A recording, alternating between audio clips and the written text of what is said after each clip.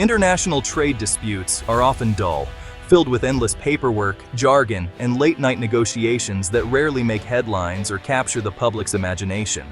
But every so often, a story emerges from the world of economics that's so bizarre, so full of twists and turns, that it's impossible to ignore, and even harder not to laugh at. This particular tale centers on two neighbors, the United States and Canada, and a commodity you might not expect to spark international drama: softwood lumber. Yes, the humble 2x4 became the unlikely star of a global showdown.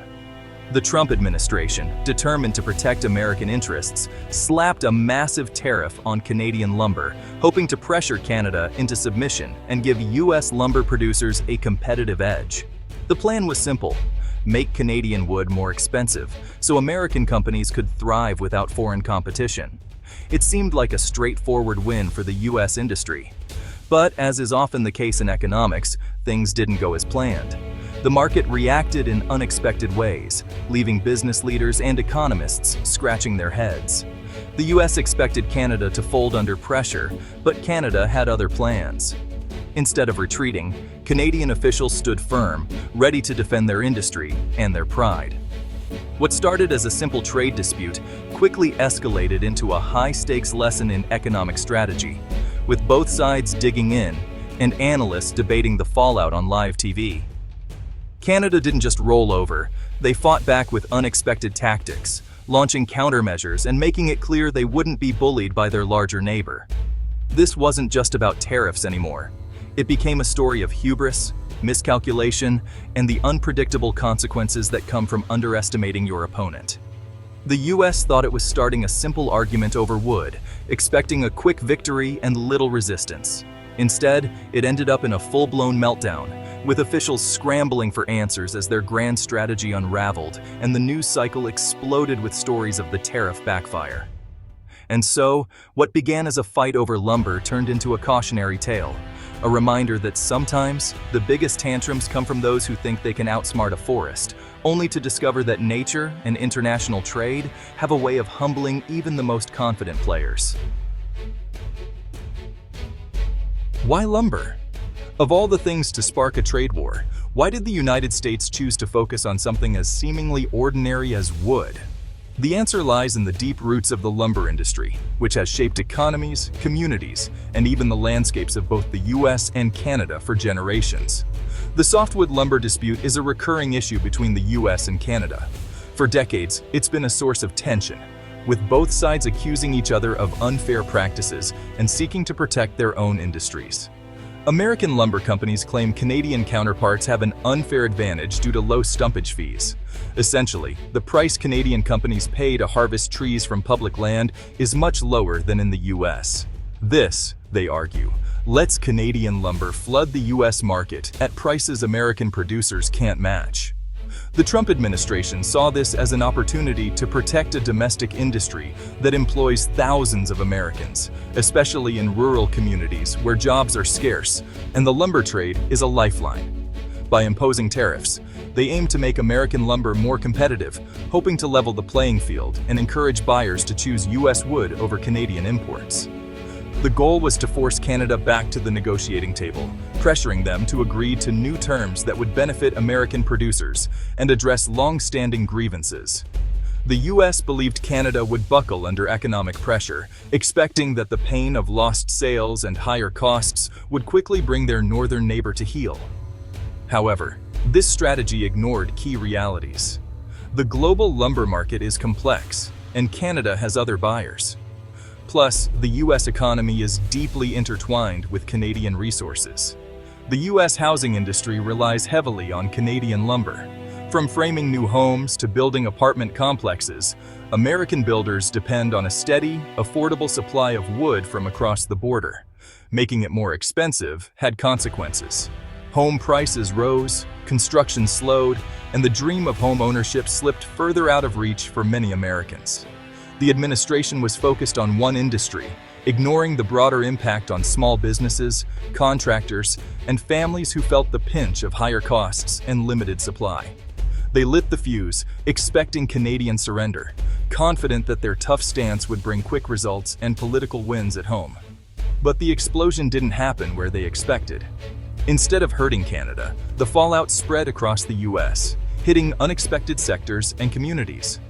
Instead, it backfired, affecting American consumers and businesses. Higher lumber prices meant higher costs for everyone, from first-time homebuyers to local carpenters. The US strategy was loud and aggressive, but Canada responded quietly and effectively, adapting to the new reality and finding ways to keep their industry strong, while Americans faced the unintended consequences of their own policy. When the US expected Canada to fold under pressure, Carney, the unassuming yet formidable Canadian, stepped into the spotlight. He wasn't just another bureaucrat. He was a financial strategist with a reputation for keeping his cool when the stakes were high. Carney, a respected financial heavyweight, provided strategic insight that would shape Canada's response. His experience at the helm of major central banks gave him a unique perspective on global markets and political maneuvering. Instead of engaging in a costly and drawn-out tariff war, Canada decided to play a smarter, more calculated game. They knew that matching aggression with aggression would only escalate the conflict. Confident that the US tariffs were illegal under international law, Canada took their case to international courts. This move signaled not just defiance, but a belief in the rules-based order that had long governed global trade. But the real genius was in their market strategy. Behind the scenes, Canadian officials and business leaders worked tirelessly to minimize the damage and find new paths forward. Canada sought new customers for its lumber, particularly in Asia, where demand for high-quality wood was rising.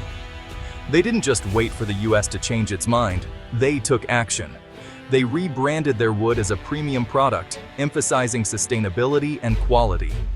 This repositioning helped Canadian lumber stand out in crowded international markets. Canada's response was bold. "Oh, you don't want our lumber? Hey, China, you want some?" This pivot to new markets sent a clear message that Canada would not be cornered. This unexpected move caught Washington completely off guard. The US had underestimated Canada's resolve and creativity. Canada proved it wasn't a captive market. By opening up new export routes and forging fresh partnerships, they showed remarkable agility. By diversifying exports, they not only mitigated the tariffs' impact, but also strengthened their position in the global economy. Canada rewired its economy to be less dependent on the US, investing in new industries and encouraging innovation at home. It was a quiet, effective response that turned the tables. Canada didn't need to shout, they let their results speak for themselves. The US built a wall to keep Canadian lumber out, thinking it would force Canada's hand. But Canada simply walked around it, finding new opportunities and allies in unexpected places. In the end, the US underestimated Canada's ability to adapt and thrive. Canada's quiet resilience and strategic thinking turned a crisis into a showcase of national strength.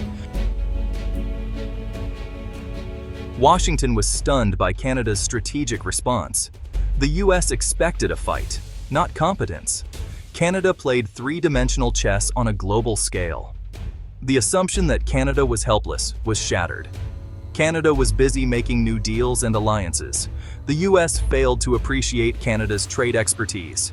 Reports of new lumber contracts with Asia emerged. The global price of lumber shifted, not as the US hoped. The US market saw prices soar, hitting consumers hard. The US strategy was loud and simple. Canada's was quiet and effective.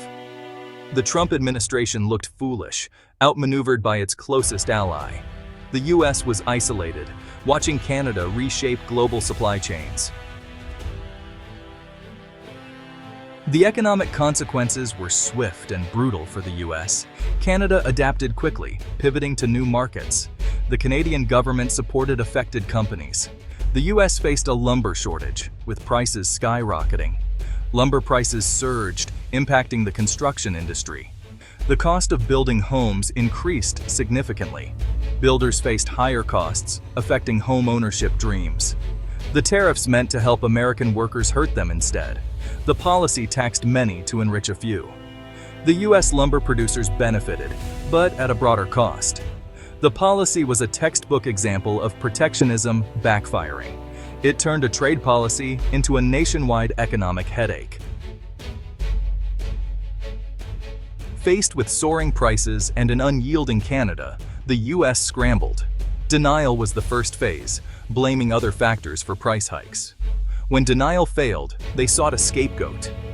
They accused Canada of unfair trading practices. The administration was divided on how to proceed. Some urged doubling down, others suggested reversing tariffs. The U.S. was trapped in its own policy, making things worse. They tinkered around the edges, but the core problem remained. The scramble was about managing political fallout. The administration was too invested to admit a mistake. They hoped the problem would magically disappear. It was a masterclass in how not to govern. The lumber war ended with a slow fizzle. Tariffs remained, straining U.S.-Canada relations. The U.S. never forced Canada into a new agreement. Canada diversified its markets, proving resilient. They challenged tariffs through international panels, winning key rulings. The U.S. ignored these rulings, damaging its trade reputation. U.S. lumber prices stabilized at a higher baseline. The construction industry adjusted to more expensive materials. Canada emerged stronger with new trade relationships. The U.S. attempt to punish Canada made it more resilient. The Biden administration faced a complex, sensitive issue. The aftermath was a legacy of mistrust and higher costs. The lumber tariff fiasco affected U.S.-Canada relations deeply. Decades of goodwill eroded due to aggressive tactics. Canadians viewed the U.S. as unreliable and hostile. Trust issues made cooperation on critical issues difficult. The America First approach was seen as America alone. The dispute sent a chilling message to the global trading system. The U.S. undermined international trade institutions. It signaled a willingness to abandon rules when inconvenient. The dispute was a crack in the global order's foundation. Domestically, it exposed flaws in policymaking. A small interest group benefited at the national interest's expense. It was a lesson in how populist rhetoric can justify damaging policies. The main lesson from this mess is simple. Hubris is a terrible policy foundation. The Trump administration's arrogance led to failure. They underestimated Canada, a sophisticated global actor. They ignored the economy's complexity, leading to bad policy. The economy is a complex ecosystem, not a simple machine. Strategic thinking triumphed over brute force. Canada used diplomacy and market diversification effectively. Economic power is about agility and intelligence, not size. The lumber war is a cautionary tale in economics and politics. Cooperation and respect are sources of strength. Never pick a fight with a Canadian. They will strategically win. Sorry.